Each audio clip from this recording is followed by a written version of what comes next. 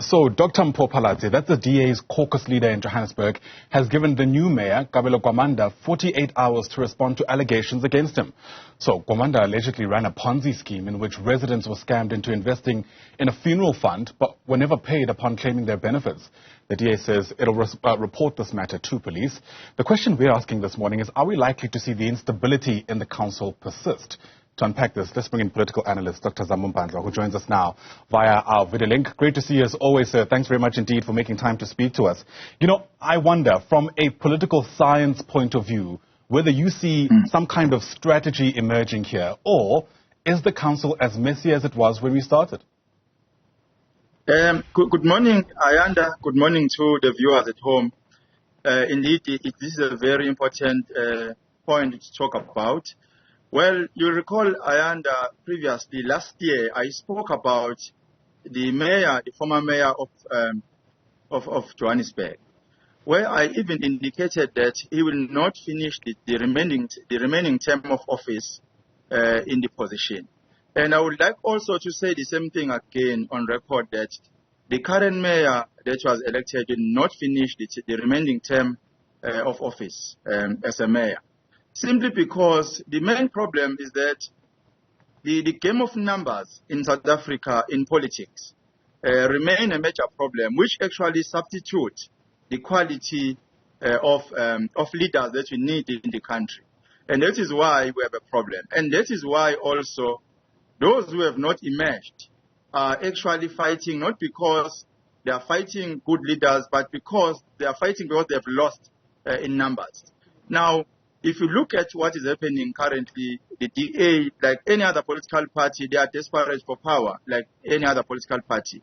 So they can do whatever it takes for them to regain power in the city of Johannesburg.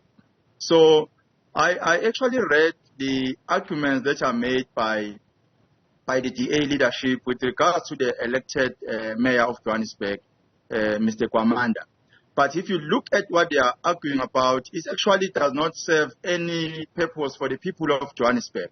Because what they are talking about, the scheme that they are talking about, is something that is not actually a responsibility of the council to take into consideration. If it's a criminal matter, this matter should have been addressed criminally. Those who are claimed to have been frauded by this particular mayor should have been allowed or given a space and time to report a matter into local authorities. So if they have not done so, then I don't think the DA as the political party have authority or power to open cases against certain individuals, because according to what they are saying that they've been scamming people with the funeral investment organization. So if there are people involved, if people have been scammed, they should have been opening the cases, not even now. Why did they wait for Mr. Gwamanda to be elected as a mayor before initiating this investigation? Precisely. And I think for a lot of people who are watching, they're going to point at that as reasons for their skepticism that this is coming from any kind of altruistic perspective. Timing is important. We also know in politics. Yes. There's going to be questions around why the DA waited, not only for the election to take place, but for him to essentially be elected and then come forward with these claims. Yeah, definitely, that's the problem. But also, all being said that the DA is playing political games here, we should also pay attention to those who are elected as mayors. What is the motive behind? Because if you look at the history of the elected councillor, the councillor have no track record of public service delivery in Gauteng or in a ward as a mayor. Now, we was elected on Friday as a mayor, and also there's no track record that can be traced to say this particular individual meets the requirement. So remember when I opened my statement, I said there is a problem in the country where people are elected because the numbers favor them, not because they are good leaders, not because they are quality leaders. And if you have leaders who are elected on the basis of numbers, you'll have a problem of the quality of services in the communities. Because these leaders are actually not interested in changing the lives of the people, but they find themselves as leaders because of the numbers. The numbers were in their favor, and therefore they are elected. Yeah. And I think I remember I said when the former mayor was elected, I said they were looking for a possible proxy to be elected as a mayor, and that particular individual is going to be just a face for the city of Johannesburg. On the background, there will be people that will be very involved in controlling the mayor. And if the mayor is not complying with what people are asking for, particularly those who have elected him and those who have political power, and if you don't comply with their demands, that particular mayor will find himself very frustrated. He will not finish the term of office. He will not know what to do. Sure. Because the coalition by nature are very dangerous. Sure.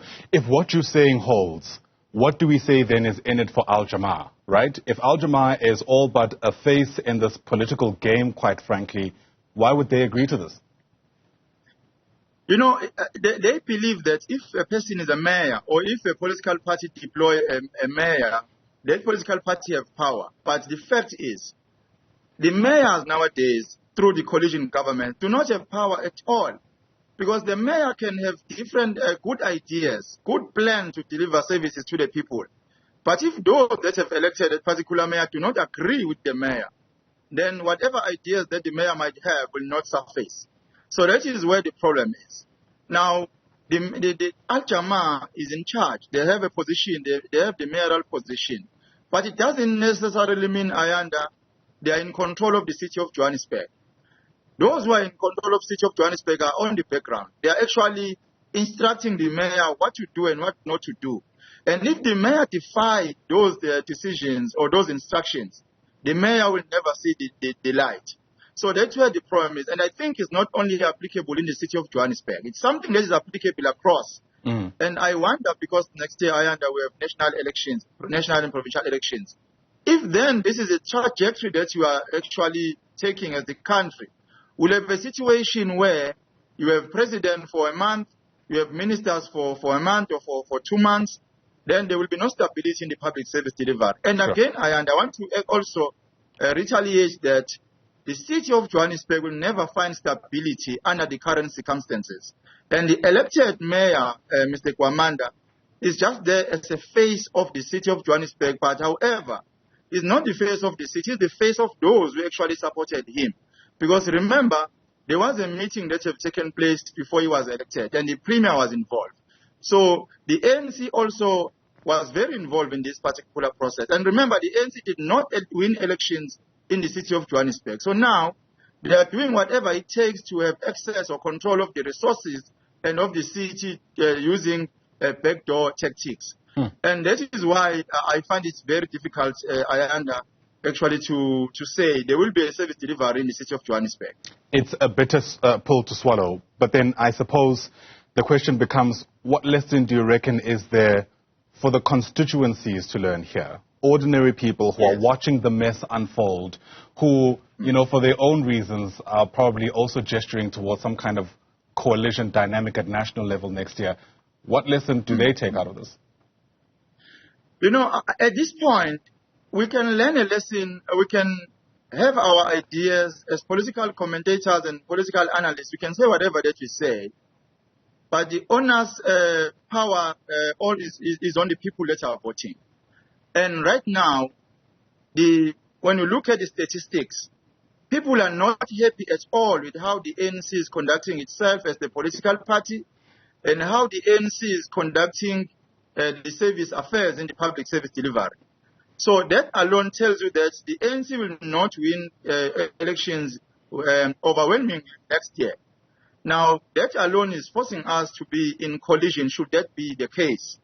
Now, what is beyond our control as the citizens of the country is how those who will be in coalition government next year, should it happen, how they will conduct themselves.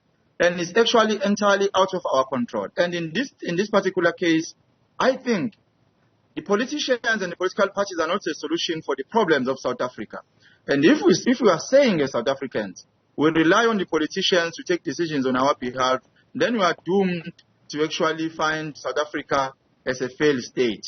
And that is what I'm saying, Ayanda. And this is actually beyond our control, because if the ANC do not win elections, no matter what people say, it will be forced to work with coalition political parties that will be in government. So We have absolutely no control on what happens, and whether we learn a lesson in these circumstances or not, there's nothing that we can do if the ANC or if one political party do not win elections next year.